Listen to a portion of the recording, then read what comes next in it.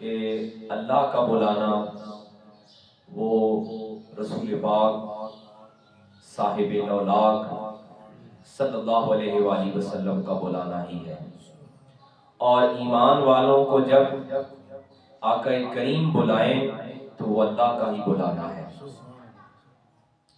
حاضرین مکرم، آج کی جو آیات مقدسہ ہیں ان میں اللہ کریم نے ارشاد فرمایا کہ وَاتَّقُوا فِتْنَةً لَا تُصِيبَنَّ الَّذِينَ ظَلَمُوا مِنْكُمْ خَاصَّةً۔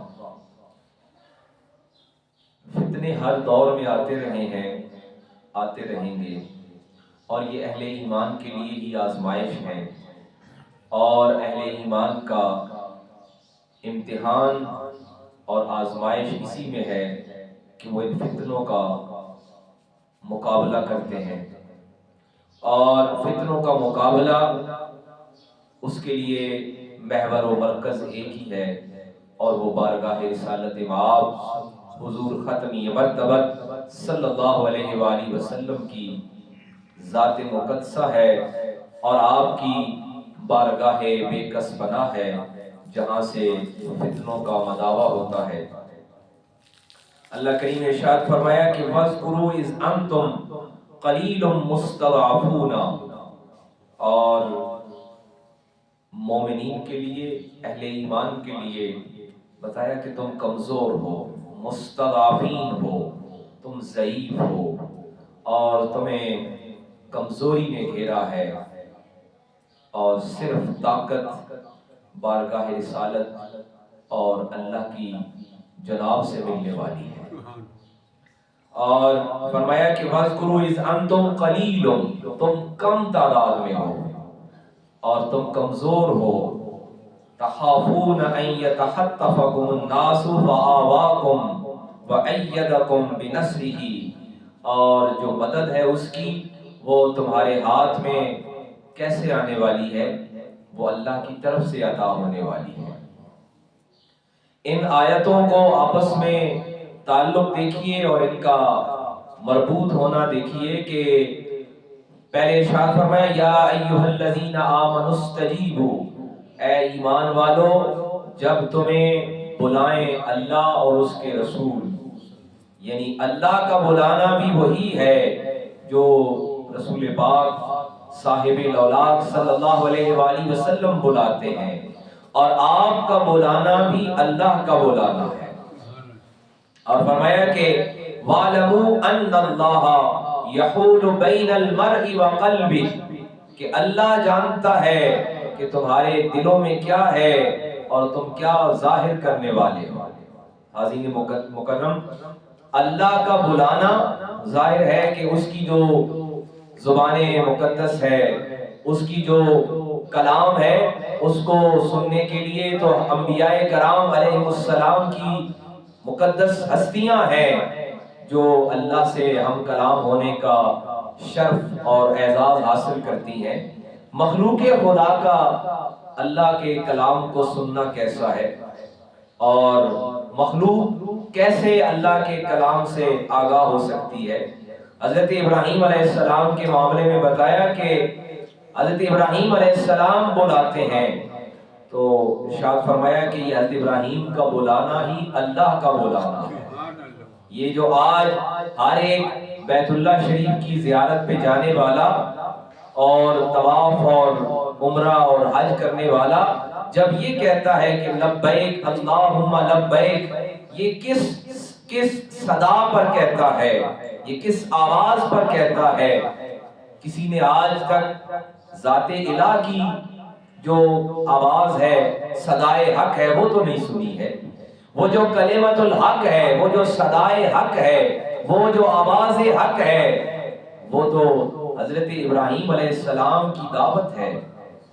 اور جب رب فرماتا ہے کہ آمنوا استجیبوا للہ وللرسول، کہ اے ایمان والو، پہلی شرط یہ ہے کہ بندہ ایمان کی صفت سے آگاہ ہونا چاہیے، بندہ اپنے آپ کو ایمان کی صفت سے اس نے مزین کیا ہوا ہو، اور جب اس کے پاس ایمان کی دولت ہوگی آمنوا استجیبوا للہ وللرسول، تو پھر اسے جب اللہ اور اس کا رسول بلائیں، اللہ نے تو وہ کس طرح کہتے ہیں کہ اس نے جب بلایا، لوگ کہتے ہیں کہ صرف اللہ کو بلانا چاہیے، صرف اللہ کی مدد کرنی چاہیے۔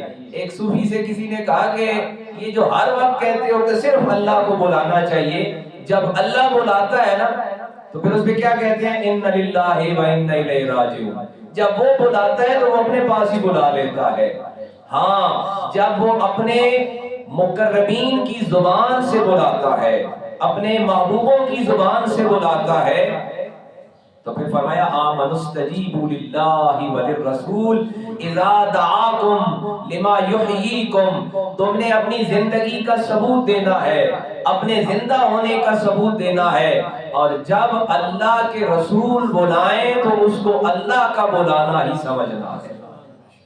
کچھ لوگوں نے یہ خیال کیا کہ ہم طواف کر رہے ہیں، ہم بیت اللہ شریف کے قریب ہیں، انہیں بتایا گیا آمنوا استجیبوا للہ وللرسول اذا دعاکم لما یحییکم۔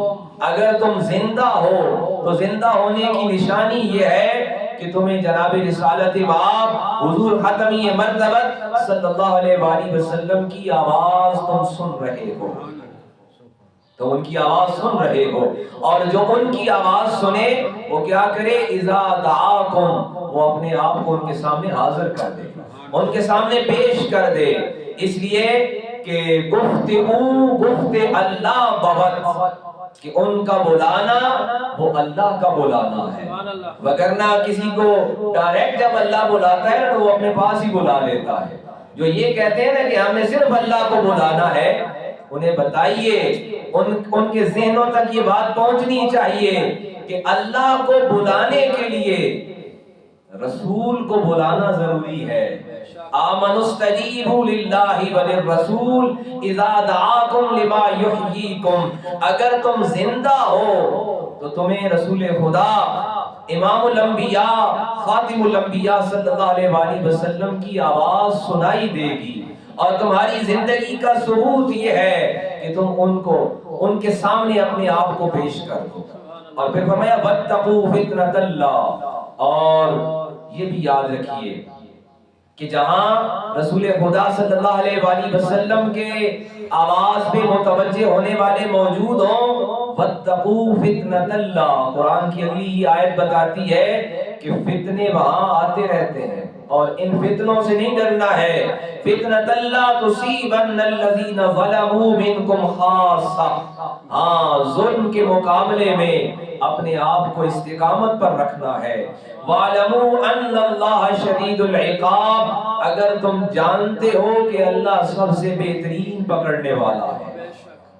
حاضرین مکرم، جو اپنے آپ کو آقا کریم صلی اللہ علیہ وآلہ وسلم کی نسبت کے سپرد کرتے ہیں، اور اپنے آپ کو غلامی رسول میں دیتے ہیں، اور اپنے آپ کو آقا کریم صلی اللہ علیہ وآلہ وسلم کی بارگاہ کے سپرد کرتے ہیں، وہ یہ مت خیال کریں کہ زندگی سے فتنے ختم ہو جائیں گے، بلکہ بندہ مومن کی زندگی میں فتنے آتے رہیں گے۔ اگر جناب سیدنا صدیق اکبر کی زندگی میں فتنے ہیں، جناب سیدنا فاروق اعظم کی زندگی میں فتنے ہیں، جناب عثمان غنی کی زندگی میں فتنے ہیں، اور خود جناب مولائے کائنات نفس رسول اخی رسول جناب علی المرتضیٰ کی زندگی میں فتنے ہیں، تو پھر لہٰذا ہر بندہ مومن کی زندگی میں فتنے سے واسطہ ہے۔ ہاں فتنے میں کرنا کیا ہے؟ واتقوا فتنۃ اللہ، فتنے سے ڈرنا نہیں ہے۔ فتنۃ للذین واتقوا فتنۃ لا تصیبن الذین ظلموا منکم خاصہ، کہ پھر تمہیں ظلم کے مقابلے پہ تیار رہنا ہے۔ وَاذْكُرُوا إِذْ أَنْتُمْ، رب کہتا ہے تم یاد کرو، إِذْ أَنْتُمْ قَلِيلٌ، تم تھوڑے تھے، تمہاری تعداد کم تھی، مستضعفون فی الارض، تم زمین میں کمزور قرار دیے گئے تھے، تم زمین میں سب سے ضعیف قرار دیے گئے تھے۔ اگر بندہ مومن اپنی تاریخ پہ غور کرے نا، تو جو مکہ سے مدینہ پہنچے تھے، وہ پہلے جو اہل ایمان تھے، وہ سب سے زیادہ ضعیف قرار دیے گئے تھے، کہ گھر بھی نہیں ہے، مکان بھی نہیں ہے، لباس بھی نہیں ہے، اور ان کے پاس غلہ اناج بھی نہیں ہے، دولت بھی نہیں ہے، اور تعداد بھی کم ہے۔ فرمایا وَاذْكُرُوا، یاد کرو، اِذْ أَنْتُمْ قَلِيلٌ مُسْتَضْعَفُونَ فِي الْأَرْضِ، تمہاری تعداد بھی کم تھی اور تم زمین میں ضعیف قرار دیے گئے تھے۔ تَخَافُونَ أَن يَتَخَطَّفَكُمُ النَّاسُ فَآوَاكُمْ وَأَيَّدَكُمْ بِنَصْرِهِ، اور تمہاری مدد کس نے کی، تمہارے ہاتھ مضبوط کس نے کیے؟ تو وہ اللہ کی مدد ہے۔ وَرَزَقَكُمْ، اور تمہیں رزق کس نے دیا، مِنَ الطَّیِّبَاتِ، تمہیں پاکیزہ رزق کس نے دیا۔ جب ہجرت کر کے لوگ پہنچے نا تو انہیں کہا گیا کہ اب تمہیں کہاں سے ملے گا؟ جیسے ہم آج سوچتے ہیں کہ اگر ہم حلال کو اختیار کریں گے تو ظاہر ہے حرام کی فراوانی ہوتی ہے، حرام میں آسائشیں زیادہ ہوتی ہیں، ناجائز آسانی سے ملتا ہے۔ ہم سوچتے ہیں ہم حلال کو اختیار کریں گے مشکلات ہوں گی، حلال کو تلاش کریں گے حلال کم ہوگا۔ رب کہتا ہے یاد کرو تم تعداد میں کم تھے، تم زمین میں کمزور تھے، تمہیں سب دبانے کے لیے تیار تھے۔ وَأَيَّدَكُمْ بِنَصْرِهِ، تمہارے ہاتھ مضبوط کس نے کیے ہیں، تمہارا زمین پہ روب کس نے قائم کیا ہے؟ وہ اللہ کی ذات ہے، وہ ایمان ہے، وہ نسبت رسول ہے، وہ غلامی رسول ہے جس نے تمہیں مضبوط کیا ہے۔ وَأَيَّدَكُمْ بِنَصْرِهِ، وہ تمہیں مدد کرنے والا۔ وَرَزَقَكُمْ مِنَ الطَّیِّبَاتِ، اور صرف مضبوط ہی نہیں کر رہا ہے بلکہ وہ تمہیں رزق بھی عطا کر رہا ہے۔ ایک صحابی رسول کا ذکر آ گیا کہ انہوں نے طویل عمر پائی، ہجرت بھی دیکھی، اور پھر جناب سیدنا صدیق اکبر کی خلافت بھی دیکھی، پھر جناب سیدنا فاروق اعظم رضی اللہ عنہ کی خلافت بھی دیکھی، اور جب مختلف دوسرے ممالک فتح ہوئے اور دائرہ اسلام پھیلتا چلا گیا، خلافت اسلامیہ پھیلتی چلی گئی، تو پھر دولت بھی آنی شروع ہو گئی۔ ایک مرتبہ ایسے ہوا کہ ان کے گھر میں 3 وقت کا کھانا تیار ملا، اور ان کے گھر میں اگلے موسم کے لیے لباس بھی تیار تھا، اور ان کے گھر میں غلہ اناج بھی موجود تھا، اور درہم و دینار بھی آ گئے۔ تو وہ اٹھا کے حضرت سیدنا فاروق اعظم کے پاس پیش ہو گئے کہ اے نائب رسول، اے خلیفہ رسول، ہمارے لیے دعا کیجئے، زاروں قطار رو رہے ہیں۔ اب جو نئے لوگ ہیں جو جانتے نہیں ہیں وہ پوچھتے ہیں یہ بزرگ کیا کر رہے ہیں، کیوں رو رہے ہیں؟ تو سیدنا فاروق اعظم رضی اللہ عنہ کی آنکھوں میں آنسو آ گئے۔ انہوں نے کہا ان کا حال میں جانتا ہوں کیونکہ یہ ہجرت میں ساتھ تھے۔ قرآن نے ان کے لیے کہا سابقون الاولون، قرآن نے ان کے لیے کہا سابقون الاولون، یہ وہ ہیں جو سب سے آگے سبقت لے جانے والے ہیں۔ ان کے پاس رزق کم تھا، ان کے پاس دولت کم تھی، درہم و دینار کم تھے، لیکن نسبت رسول، غلامی رسول اور اطاعت رسول کی دولت موجود تھی۔ جناب سیدنا فاروق اعظم رضی اللہ عنہ ان نئے لوگوں کو بتاتے ہیں کہ اس بزرگ کی کیفیت میں سمجھ سکتا ہوں کیونکہ انہوں نے ہجرت دیکھی ہے۔ ہجرت بڑی مشکل ہے، اپنا گھر چھوڑ دینا، اپنا کاروبار چھوڑ دینا، اپنی آبائی زمینیں چھوڑ دینا، اور ہجرت کے بعد انہوں نے فاقہ برداشت کیا ہے، کئی دن کی فاقہ کشی انہوں نے برداشت کی ہے۔ یہ بدر میں شریک رہے ہیں، یہ احد میں شریک رہے ہیں، غزوات دیکھے ہیں، اور انہوں نے خندق میں آقا کریم امام الانبیاء صلی اللہ علیہ وآلہ وسلم کے شکم مبارک پر 2 پتھر بندھے ہوئے دیکھے ہیں۔ آج یہ اپنے گھر سے درہم و دینار اٹھا کر میرے پاس لائے ہیں اور کہہ رہے ہیں کہ اے نائب رسول، اے امیر المومنین سیدنا فاروق اعظم، اللہ سے ہمارے لیے استغفار طلب کیجئے، یہ دولت کی فراوانی ہمارے لیے کوئی آزمائش تو نہیں ہے، کوئی نیا امتحان تو نہیں ہے۔ ہم نے تو آقا کریم کی ہمسائیگی دیکھی ہے، آقا کریم کا قرب دیکھا ہے، وہاں بھوک تھی، وہاں افلاس تھا، وہاں تنگی تھی۔ اور سورہ انفال کی آیت بتاتی ہے فآواکم، تمہیں مضبوط کس نے کیا ہے، وَأَيَّدَكُمْ بِنَصْرِهِ، تمہارے ہاتھوں میں طاقت کس نے دی ہے، وَرَزَقَكُمْ مِنَ الطَّیِّبَاتِ، اور تمہیں پاکیزہ رزق کس نے دیا ہے۔ یہ اس لیے یاد کرو لعلکم تشکرون، تاکہ تم شکر گزار بن سکو۔ عزیز مکرم، ہمارے ایمان وہ والے ایمان بھی نہیں ہیں، ہمارے اعمال وہ والے عمل بھی نہیں ہیں، اور پھر ہم اپنی آسائشوں پہ غور کریں، رب کی ملنے والی نعمتوں پہ غور کریں۔ سورۃ الانفال کی آیات مبارکہ بتا رہی ہیں کہ ایمان میں وہ اتنے پختہ ہیں کہ جو محبت رسول میں گھر چھوڑ دیتے ہیں، جو اطاعت رسول میں اپنا مال سارا قربان کر دیتے ہیں، اور اس کے باوجود کہ وہ تعداد میں بھی کم ہے اور زمین میں کمزور بھی قرار پاتے ہیں، ان کے پاس کوئی ملک نہیں ہے، کوئی طاقت نہیں ہے، اور رب کہتا ہے کہ اس کے باوجود ہم نے تمہاری مدد کی ہے۔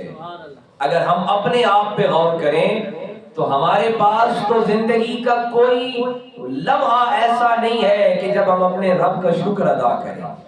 ہم ایمان میں اتنے کامل بھی نہیں ہیں جہاں صحابہ کبار پہنچے ہیں، جہاں سابقون الاولون پہنچے ہیں، جہاں مہاجرین پہنچے ہیں، جہاں انصار پہنچے ہیں، اور ان کے مقابلے میں ہمیں ملنے والی ہم نعمتیں شمار کریں، زندگی کی آسائشیں دیکھیں اور رب کی مہربانیاں دیکھیں، تو رب کا کلام کہتا ہے وَرَزَقَكُم مِّنَ الطَّيِّبَاتِ لَعَلَّكُمْ تَشْكُرُونَ۔ یہ ساری باتیں گنوائی اس لیے ہے تم قلیل تھے، کم تعداد میں تھے، ضعیف تھے اور کمزور تھے، پوری دنیا میں تمہیں کوئی جانتا نہیں تھا اور تمہارے ہاتھ بھی مضبوط نہ تھے، اور ہم نے تمہیں طاقت بھی دی ہے، رزق بھی دیا ہے اور پاکیزہ رزق دیا ہے، لعلکم تشکرون، تاکہ تم اللہ کا شکر ادا کرو۔